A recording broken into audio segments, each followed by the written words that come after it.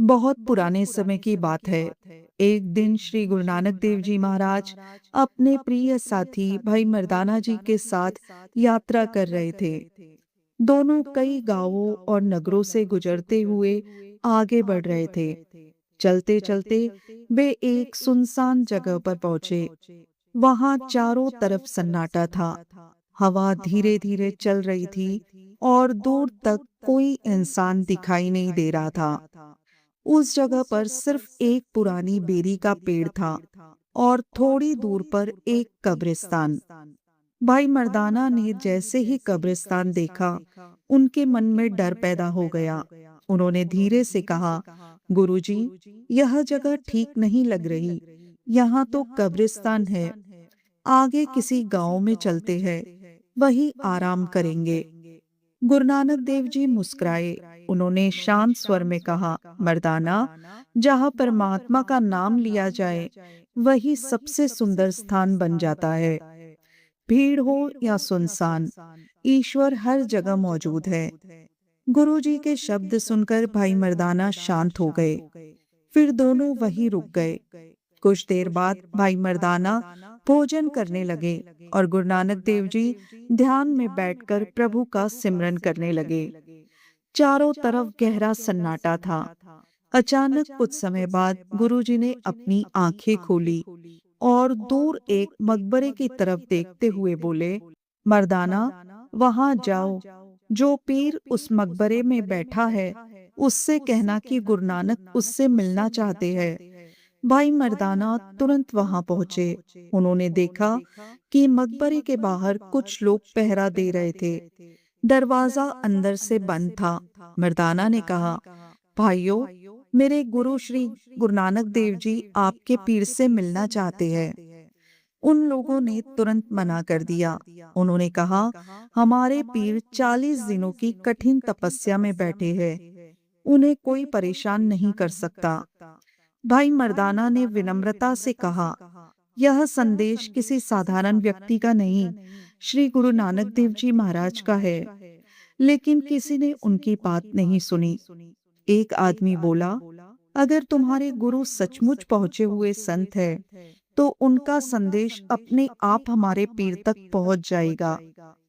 भाई मर्दाना दुखी होकर वापस लौट आए। उन्होंने सारी बात गुरुजी को बताई। गुरुजी मुस्कुराए, फिर बोले, मर्दाना, दोबारा जाओ और उनसे कहना, आज दोपहर तक उनके पीर की तपस्या टूट जाएगी। यह सुनते ही भाई मर्दाना हैरान रह गए, लेकिन गुरुजी की आज्ञा मानकर वे फिर मकबरे की तरफ चले गए। जब उन्होंने जाकर यह संदेश सुनाया, तो वहां मौजूद सभी लोग घबरा गए। पूरा नगर इस खबर से कांप उठा। लोग कहने लगे, आखिर यह कौन संत है जो इतने बड़े पीर के बारे में भविष्यवाणी कर रहा है। धीरे धीरे ये बात पूरे शहर में फैल गई। हर कोई गुरु नानक देव जी को देखने आने लगा। उधर दोपहर होने लगी। सूरज सिर के ऊपर आ चुका था और तभी अचानक मकबरे का एक बड़ा पत्थर टूटकर नीचे गिरा। जोरदार आवाज हुई। अंदर बैठा पीर डर गया। उसे लगा कि अगर वह बाहर नहीं निकला, तो मकबरा उसके ऊपर गिर सकता है। डर के कारण उसकी तपस्या टूट गई। वह तुरंत बाहर निकल आया। जैसे ही लोगों ने यह देखा, चारों तरफ हैरानी फैल गई। सब लोग जोर जोर से कहने लगे, धन गुरु नानक। पीर हमजा घोष भी अब समझ चुका था कि गुरु नानक देव जी कोई साधारण संत नहीं है। वह तुरंत गुरुजी के पास पहुंचा। जैसे ही उसने गुरुजी को देखा, उसके अंदर का गुस्सा शांत होने लगा। गुरुजी ने प्रेम से उसे अपने पास बैठाया। फिर बहुत शांत स्वर में पूछा, हमजा घोष, एक संत का काम लोगों को मारना है या उन्हें प्रेम देना? पीर ने तुरंत कहा, प्रेम देना। लेकिन अगले ही पल उसका चेहरा कठोर हो गया। वह बोला, लेकिन अगर कोई इंसान धोखेबाज हो, झूठा हो, तो उसे खत्म कर देना चाहिए। गुरुजी मुस्कुराए। उन्होंने पूछा, अगर बच्चा गलती करे तो क्या उसे मार देना चाहिए या उसकी गलती सुधारनी चाहिए? पीर कुछ पल चुप रहा, लेकिन उसके अंदर का गुस्सा अभी भी खत्म नहीं हुआ था। वह बोला, कुछ लोग इतने बुरे होते हैं कि उन्हें मिटा देना ही सही होता है। गुरुजी ने धीरे से कहा, नहीं, संत का काम लोगों को खत्म करना नहीं, उनके अंदर की बुराई खत्म करना होता है। यह सुनकर वहां बैठे सभी लोग शांत हो गए, लेकिन भाई मर्दाना के मन में सवाल था। उन्होंने पूछा, गुरुजी, आखिर यह सब हुआ क्यों? तभी वहां मौजूद एक आदमी खड़ा हुआ। उसने पूरी कहानी सुनानी शुरू की। उसने बताया, कुछ साल पहले इस नगर में गीगा नाम का एक अमीर आदमी रहता था। उसके पास धन दौलत सब कुछ था, लेकिन संतान नहीं थी। गीगा और उसकी पत्नी हर दिन रोते थे। वे मंदिरों में गए, फकीरों के पास गए, यज्ञ करवाए, लेकिन कोई फायदा नहीं हुआ। फिर एक दिन उन्हें हमजा घोष नाम के पीर के बारे में पता चला। दोनों उसके पास पहुंचे, रोते हुए बोले, पीर जी, हमें संतान चाहिए। पीर ने कुछ देर आंखें बंद की, फिर बोला, तुम्हें 3 पुत्र होंगे, लेकिन सबसे बड़ा पुत्र मेरा होगा। संतान की इच्छा में गीगा ने तुरंत हाँ कर दी। समय बीता और सचमुच उसके घर 3 पुत्र पैदा हुए। पूरा घर खुशियों में भर गया। लेकिन धीरे धीरे समय गुजरता गया और गीगा अपने वादे को भूलने लगा। जब बड़ा बेटा बड़ा हुआ तो एक दिन पीर हमजा घोष उसके घर पहुंच गया। उसने कहा, अब अपना वादा पूरा करो। यह सुनते ही गीगा डर गया। वह बोला, नहीं, मैं अपना बेटा नहीं दूंगा। पीर गुस्से से कांप उठा।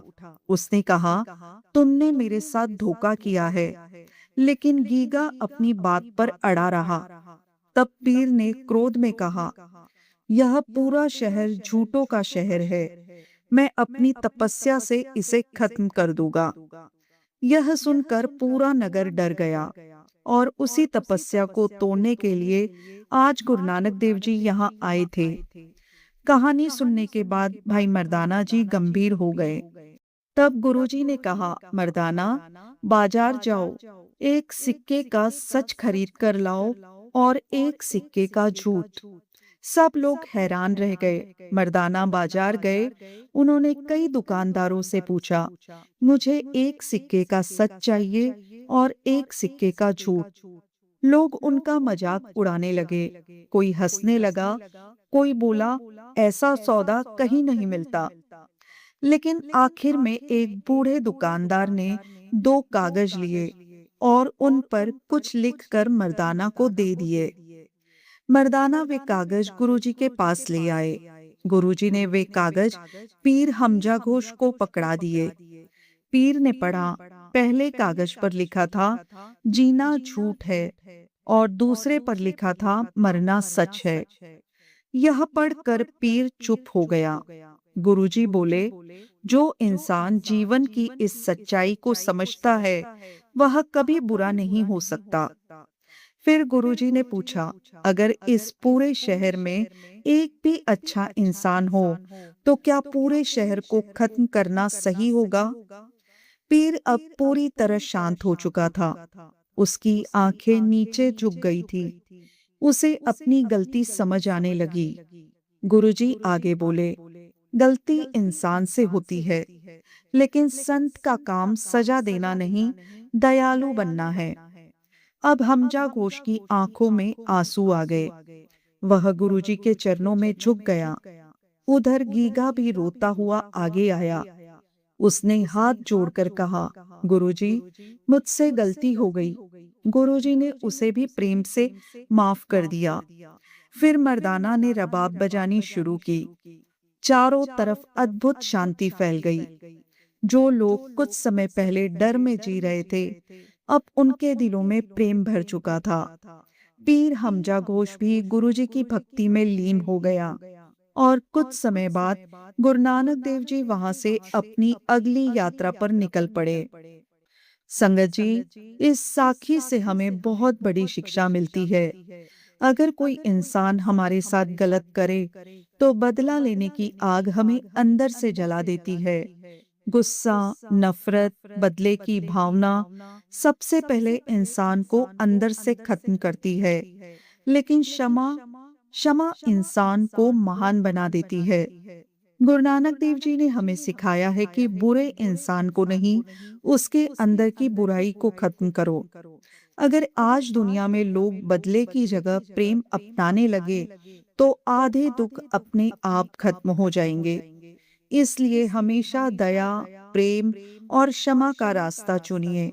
अगर आपको ये साखी दिल को छू गई हो, तो कमेंट में एक बार वाहिगुरु जी जरूर लिखें।